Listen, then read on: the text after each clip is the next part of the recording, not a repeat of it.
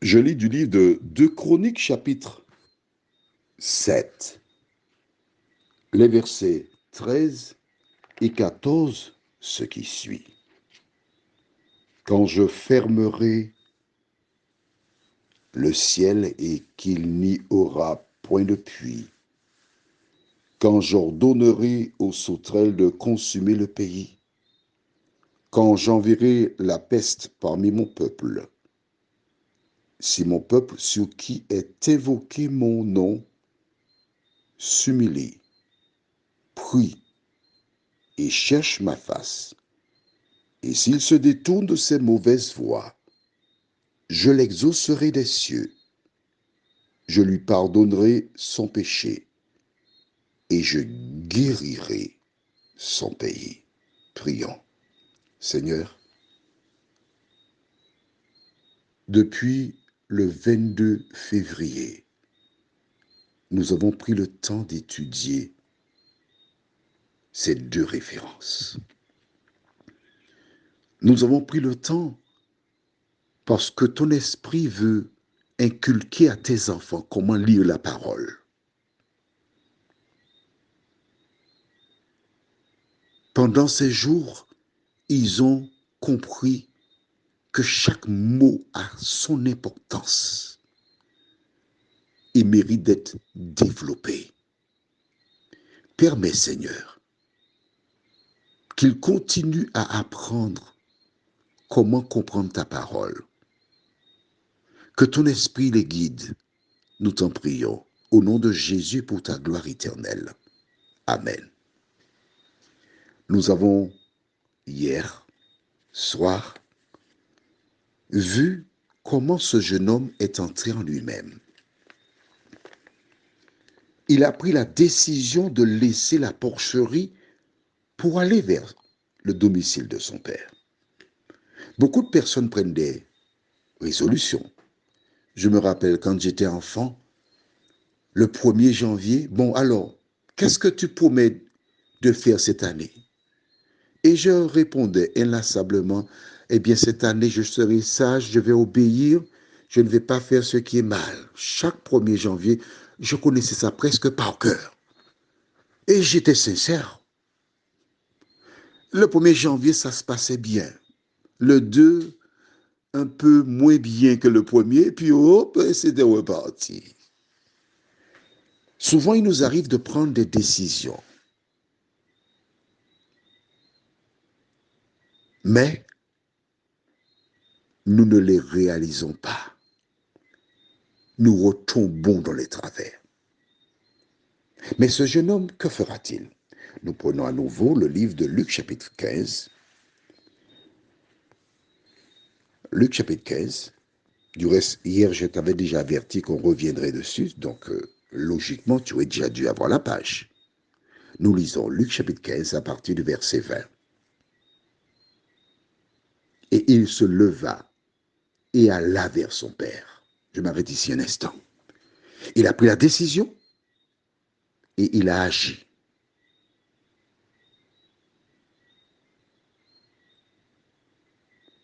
Tu as cet homme dans ta vie. Tu sais que tu es dans une porcherie.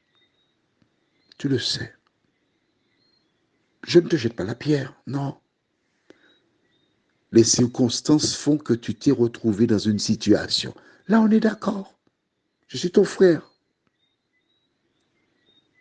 Même si ce que tu as fait est irrationnel, je ne suis pas là pour vous dire que c'est irrationnel parce que je ne sais pas ce que tu as traversé. Je ne connais pas ton problème. Dieu le sait. Je ne sais pas comment tu as fait pour arriver là. Mais tout ce que je sais, c'est que Dieu t'aime et tu es comme le fils prodigue dans une porcherie. Il prit une décision. Toi aussi, tu dois prendre une décision. Tu dois prendre conscience de ta situation et te lever comme lui et partir vers la demeure de son Père, qui est ton Père. La suite du verset 20. Comme il était encore loin, son Père le vit et fut ému de compassion. Il courut se jeter à son cou et le baisa. Ce verset nous indique que le Père chaque jour avait fixé ses regards vers l'horizon. Il attendait le retour de son fils. Il savait l'éducation qu'il lui avait donnée. Il savait que ce monde ne pouvait rien lui donner. Il savait qu'il pouvait revenir. Revenir, c'est pas évident. Le jeune homme est parti bien habillé, propre, escampé. Il y a tous les voisins autour qui le verront revenir sale, sans chaussures. Mais il n'a pas d'affaire avec les voisins. Son grand frère, non, il retourne chez son père. La Bible déclare que lorsque le père le vit au loin, il courut. Il n'a pas ramassé un bâton. Il ouvrit ses deux bras, indiquant à son fils combien il était heureux de le revoir. Et il le serra contre lui et l'embrassa. Baisa, ça veut dire embrasser. Certaines personnes utilisent ce verbe de multiples manières, mais c'est embrasser. Il embrassa. Le fils n'a même pas eu le temps d'ouvrir la bouche pour demander pardon. Le père l'attendait, le père l'embrassa. C'est ce que Dieu veut faire pour toi. Dieu ne lui a pas demandé, le père, qu'as-tu fait? Raconte-moi tes péchés. Non, il n'a pas fait d'inquisition. Ce sont les agents du diable qui font l'inquisition. Il était content de le voir. L'accueil du père encouragea le fils à dire, verset 21, le fils lui dit, mon père, j'ai péché contre le ciel et contre toi. Il s'est humilié. Je ne suis plus digne d'être appelé ton fils. Mais le père dit à ses serviteurs, apportez la plus belle robe et l'en revêtez. Mettez-lui un anneau au doigt et des souliers aux pieds. Le garçon veut de faire une confession publique. Le père ne s'arrête même pas sur les paroles. Il n'écoute pas. On dit bagagou, tu as dit tes affaires. Hey, prenez la plus belle robe. Lorsque tu te trouves dans une communauté et les gens te disent d'aller demander pardon à l'église, n'écoutez pas ces personnes-là, non. Mais non. Mais non.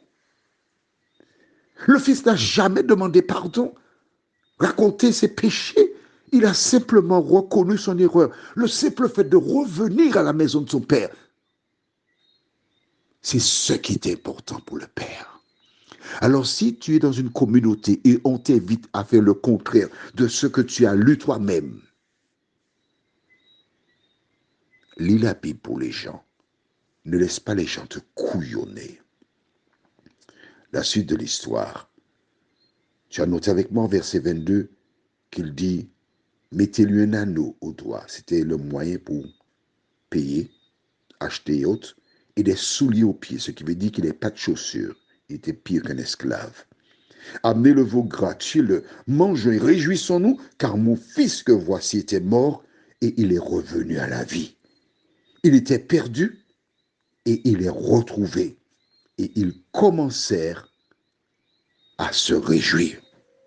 La joie, parce qu'il était revenu. La suite de l'histoire, c'est que le frère aîné, quand il arrive, il voit la musique, il voit des danses, il voit des choses. Il dit, mais qu'est-ce qui se passe?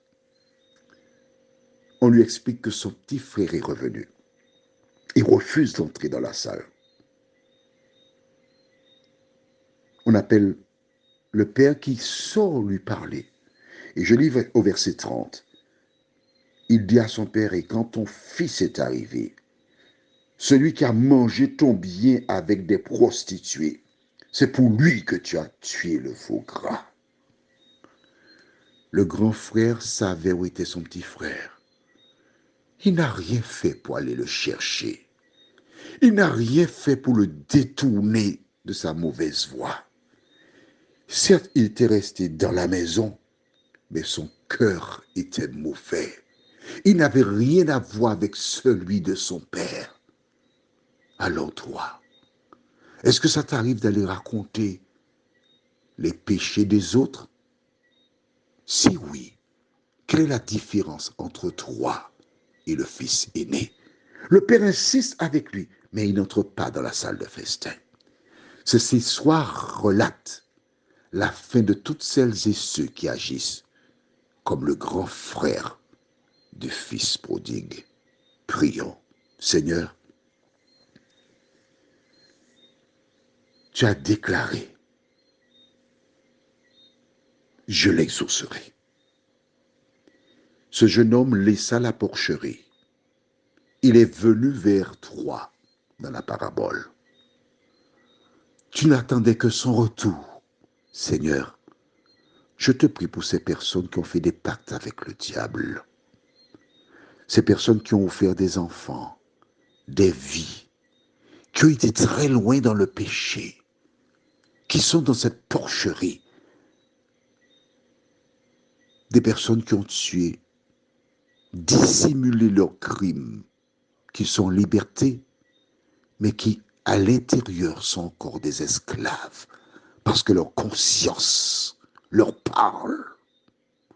Seigneur, quelles que soient ces situations, permets que ces personnes réalisent que la seule chose qu'ils doivent faire, c'est se lever, aller vers toi qui attend les bras ouverts pour les recevoir. Merci pour ta parole, nous t'en prions. Au nom de Jésus, pour ta gloire éternelle. Amen. Que Dieu te garde et qu'il te bénisse. Je te souhaite une bonne nuit.